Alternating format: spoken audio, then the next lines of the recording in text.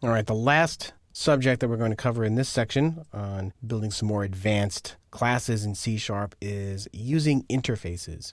Interfaces are a really neat little feature of C#. They essentially provide a way for grouping a set of common behaviors in a single place where more than one class can use them. Now, an interface is sort of like a class, but it provides a specification, or you might think of it as a contract, rather than an implementation. And you can think of interfaces as an alternative to using abstract classes. One of the nice things about interfaces is that classes can implement multiple interfaces. Now, C# doesn't have the notion of multiple inheritance like some other languages do, but classes in C# can implement multiple interfaces. One of the best ways of thinking about interfaces as opposed to classes is that classes tend to be things, whereas interfaces tend to be behaviors. So what I can do is I can group a whole bunch of functionality into an interface, and then that sort of becomes a contract. If my class says that it implements an interface, then that class has to go ahead and provide implementations for all of the functions that the interface contains. The nice thing about that is that my class can then advertise to the world, hey, these are the interfaces that I implement.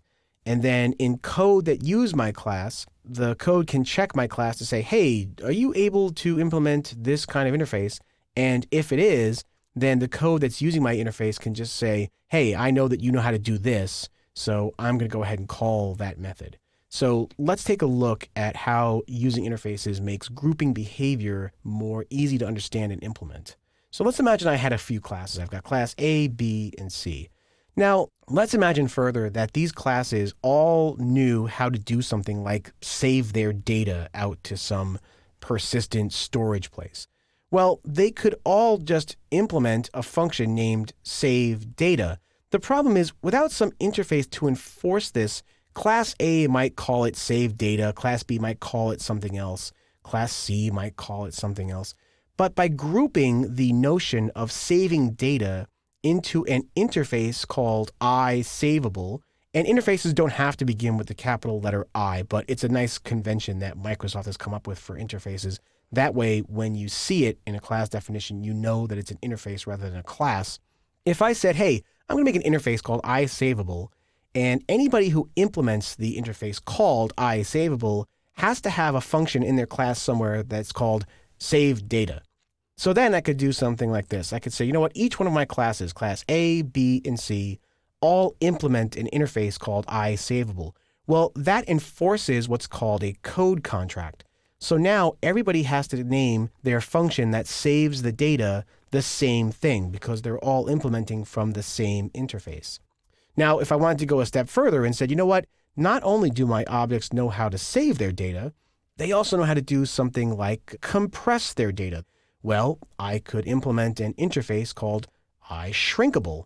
And inside iShrinkable, I might have a function called compressData. Now, notice in the interface, there's no implementation of this function.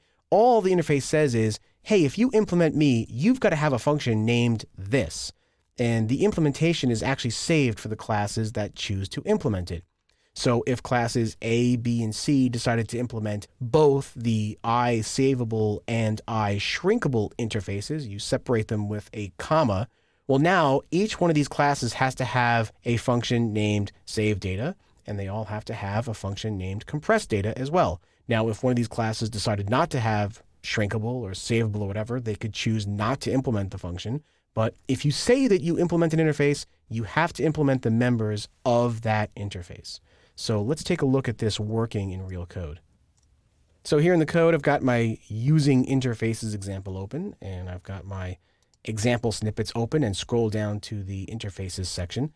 So let's go ahead and copy over this line of code right here, and we'll paste it into my program.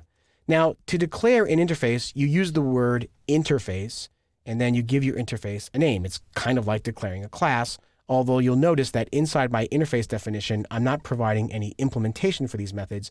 I'm just saying that this interface contains two functions. One's called say hello, and one's called say goodbye. And anybody who chooses to say that they support the iTalkative interface has to provide implementations for those two methods. So let's go back over to the snippets. And let's copy over this example class right here called myExampleClass. And we'll paste that into my program over here. So now I've declared a class called myExampleClass, and it says, yes, I am using the iTalkative interface. So here is the constructor for myExampleClass starting on line 16. And you'll see that on lines 20 and lines 25, I've got implementations for the say hello and say goodbye functions. Let's watch what happens really quickly if I take these out. So I'm going to cut this and save it and then build using F6. You'll see that if I try to build this, I'm now getting an error. Why? Because the errors say, hey, my example class does not implement interface member say goodbye, and it does not implement interface member iTalkative.sayHello. Well, that's because my class claims to implement iTalkative, but it's not actually doing that. There's no implementations for these say hello and say goodbye functions. So let me just go ahead and paste those back in and save, and then we'll hit build again using F6, and now everything is fine.